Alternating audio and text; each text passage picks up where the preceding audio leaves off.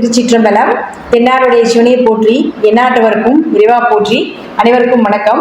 நாம் இன்னைக்கு பார்க்கக்கூடிய பதிவு என்னன்னு பார்த்துட்டீங்கன்னா, வரக்கூடிய 2025 4 கிரகங்கள் பயிற்சியாக போகிறாங்க. சனி பகவான், ராகு பகவான், கேது பகவான், குரு பகவான் 4 பேரும் பயிற்சியாக கூடிய இந்த 2025வது வருடம் ஒவ்வொரு ராசிக்கும் என்ன மாதிரி யோகங்களை கொடுக்க போறார் அப்படிங்கிறத நம்ம முழுமையா பார்க்க போறோம்.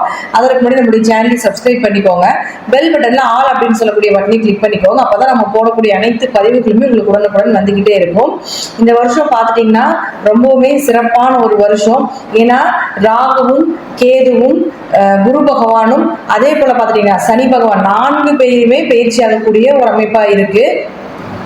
குரு அப்படின்னு சொல்லிட்டோம்னா தங்கம், நகை, சுப நிகழ்ச்சிகள், குழந்தைகள், இது எல்லாமே யாருக்கு கிடைக்க போகுது.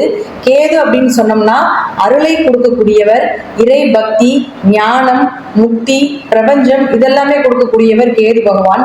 ராகு அப்படின்னா செல்வம், செழிப்பு, வளர்ச்சி. அதாவது கேது அருள், ராகு பொருள், லக்ஸரியா வாழக்கூடியது எல்லாமே உங்களுக்கு ராகுனுடைய அமைப்புல வந்துடும். சனி பகவான் முழுக்க முழுக்க நமக்கு அனுபவங்களையும் கொடுத்து அதே போல நம்மளை நல்ல ஒரு சிற்பியாக இருந்து நம்மளை சிலையாக செதுக்கக்கூடியவர் சனி பகவான். இப்ப இவங்க 4 பேருமே மாறக்கூடிய காலகட்டங்கள்ல யார் யாருக்கு என்னென்ன கிரகங்கள் நல்லா இருக்காங்க, யாருக்கு என்ன கிடைக்க போகுது அப்படிங்கிறது ஒவ்வொரு ராசி மூலமாகவும் நம்ம பார்க்கலாம். துலா ராசிக்குண்டான 2025 எப்படி இருக்குன்னு பார்க்கலாம். துலா ராசி நேயர்களே, உங்களுக்கு குரு அப்படின்னு சொல்லிட்டோம்னா ஃபர்ஸ்ட் அவர் வந்து இப்ப மறைஞ்சு நின்றுட்டு இருக்கார். உங்களுக்கு மே மாசம் வரைக்கும், மேக்கு மேல குரு பகவான் 9ஆம் வீட்டுக்கு போறார். அப்போ 9ஆம் வீட்டுக்கு போகும் பொழுது, ஏன்னா ஏற்கனவே உங்களுக்கு 8ல் குரு இருக்கும் பொழுது சில அவமானங்கள், சில பண தடைகளை ஏற்படுத்தி கொடுத்துருக்கலாம். அதே போல சுப நிகழ்ச்சிகள் சார்ந்த விஷயங்கள், தடை தாமதங்கள், ரொம்ப வேலை அலைச்சல் இதெல்லாமே கொடுத்துருந்தாலும் கூட அடுத்தது 9ஆம் வீட்டுக்கு போகும் பொழுது, அது 9ஆம் வீடு அப்படிங்கிறது பாத்தீங்கன்னா தந்தை ஸ்தானம், பூர்வீக ஸ்தானம், பூர்வீக சொத்துக்கள், உயர்கல்வி சார்ந்த விஷயங்கள், இது எல்லாமே கொடுக்கக்கூடிய இடம் 9ஆம் இடம் தான். 2ஆம் திருமணமும் 9ஆம் இடம் தான். அப்ப இதற்குண்டான வாய்ப்புகளை எல்லாமே குரு உங்களுக்கு தேடி கொடுப்பார் அப்படிங்கிறது அமைப்பு உண்டு. நேரா இங்க வந்ததுக்கு அப்புறம் உங்க ராசியை பார்ப்பார். அப்போ குரு பலன் உள்ள ஜாதகம் உங்க ஜாதகம். மே மாதத்திற்கு மேல சுப நிகழ்ச்சிகள் நடக்கிறது, திருமண வாய்ப்புகள், குடும்பத்துல சந்தோஷமா இருக்கிறது, குழந்தை பிறப்பதற்குண்டான ஒரு அமைப்பு, ப்ரொமோஷன் கிடைப்பதற்குண்டான வாய்ப்புகள், ஒரு இடம் விட்டு இன்னொரு இடம் மாறி போகக்கூடிய ஒரு சூழ்நிலைகள், வேலைக்காக வெளிநாடு வெளியூர் செல்லக்கூடிய ஒரு அமைப்பு, உயர் கல்விக்காக வெளிநாடு செல்லக்கூடியவங்களா இருந்தீங்கன்னா இந்த டைம்ல நீங்க மூவ் பண்ணீங்கன்னா கண்டிப்பாக இந்த துளாராசிக்காரர்களுக்கு குருவினுடைய தன்மை சிறப்பா இருக்கிறதுனால நீங்க நினைக்கக்கூடிய விஷயங்கள், உங்களுடைய பிளானிங் எல்லாமே நீங்க மே மாசத்துக்கு மேல வச்சுட்டீங்கன்னா சிறப்பா இருக்கும் அப்படிங்கிறது அமைப்பு உண்டு. அடுத்தது பாருங்க சனி பகவான். சனி பகவானை பொறுத்த வரைக்கும் பார்த்துட்டீங்கன்னா உங்களுடைய ராசிக்கு 5ல் இருந்துட்டு இருக்க சனி பகவான் அடுத்தது 6ஆம் வீட்டுக்கு போக போறார். பொதுவா 6ல் சனி இருக்கக்கூடிய காலகட்டங்கள்ல எதிரிகளை ஜெயிப்பார் அப்படிங்கிற அமைப்பு உண்டு. அப்போ முதல்ல 6ல் ராகு இருக்கு. ஒரு 3 மாத காலங்கள் ராகுவும் சனியும் 6ஆம் வீட்டுல இருக்கும் பொழுது எப்பேற்பட்ட எதிரியா இருந்தாலும் ஜெயிச்சு வந்துருவீங்க.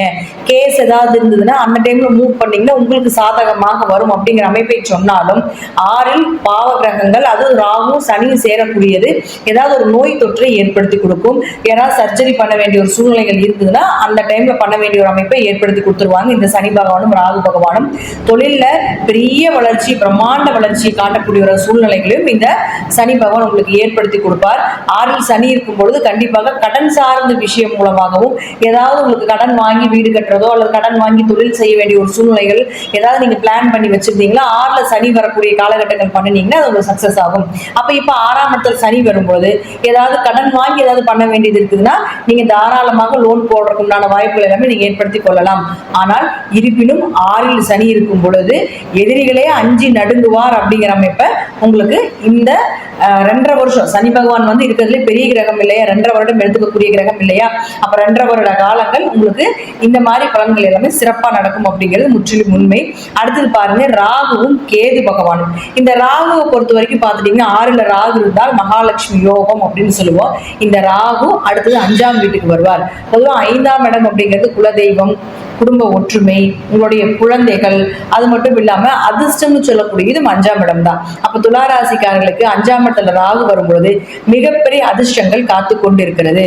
மிகப்பெரிய பண வளர்ச்சி, ஷேர் மார்க்கெட் சம்பந்தப்பட்டது, ஆன்லைன் பிசினஸ் சம்பந்தப்பட்ட தொழில் இருக்கக்கூடியவர்களுக்கு எல்லாமே இந்த 5இல் ராகு வரக்கூடிய காலகட்டங்கள் பிரம்மாண்ட யோகத்தையும், உழைப்பில்லாம அதிக உழைப்பில்லாம ஈஸியா சம்பாதிக்கக்கூடிய ஒரு அமைப்பு தான் இந்த 5ஆம் இடம்னு சொல்லக்கூடிய அதிர்ஷ்டம்.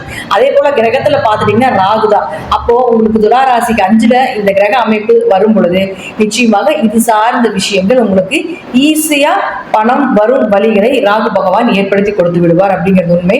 ஆனா ராகு அப்படின்னு சொல்லக்கூடியவர் பொருளை கொடுத்தால் குடும்பத்துல கொஞ்சம் கொஞ்சம் பிரச்சனைகள், ஏன்னா குடும்ப ஒற்றுமையும் அங்கதான் வச்சிருக்காங்க, 5ஆம் இடத்துல தான் குடும்ப ஒற்றுமையும் வச்சிருக்காங்க.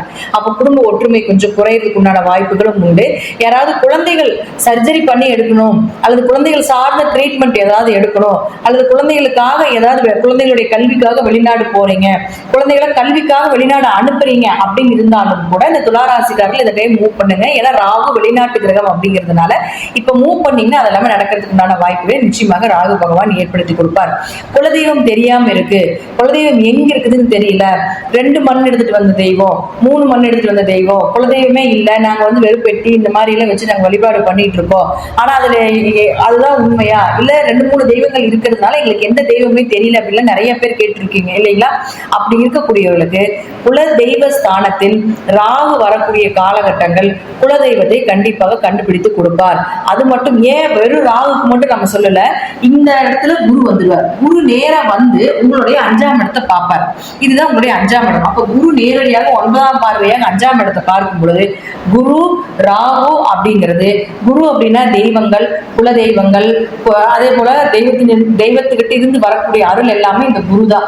அப்ப அந்த குரு 5ஆம் இடத்தை பார்க்கும் பொழுது அந்த 5ல் இருக்கக்கூடிய ராகு அப்படின்னு சொல்றது கண்டுபிடிப்புன்னு சொல்றோம். புதிய புதிய கண்டுபிடிப்புகள், புதிய ஆராய்ச்சிகள் அப்படின்னு சொல்றது எல்லாமே ராகு தான். அப்ப குரு ராகுவை பார்க்கக்கூடிய காலகட்டங்கள்ல குலதெய்வத்தை தேடி கண்டுபிடிச்சீங்கன்னா கண்டிப்பாக உங்க குலதெய்வம் உங்க கண்ணுக்கு நிச்சயமாக தெரியும். குலதெய்வ தோஷம் இருந்தாலும் இந்த காலகட்டங்கள் வழிபாடுகள் நீங்க செய்யும் பொழுது பிரம்மாண்ட யோகத்தையும் பண்ணி கொடுத்துரும். தெரியாத கண்ணுக்கு தெரியாத தோஷங்கள் இருக்கு, குலதெய்வம் தெரிஞ்சுமே நிறைய பேர் போக முடியாம இருந்தீங்கனாலும் கூட இந்த குலதெய்வத்தினுடைய அருள் இந்த வருடம் முழுவதும் உங்களுக்கு கிடைப்பதற்குண்டான வாய்ப்புகள் தாராளமாக இருக்கு அப்படிங்கிறது 100% அப்படிங்கிறது உண்மை.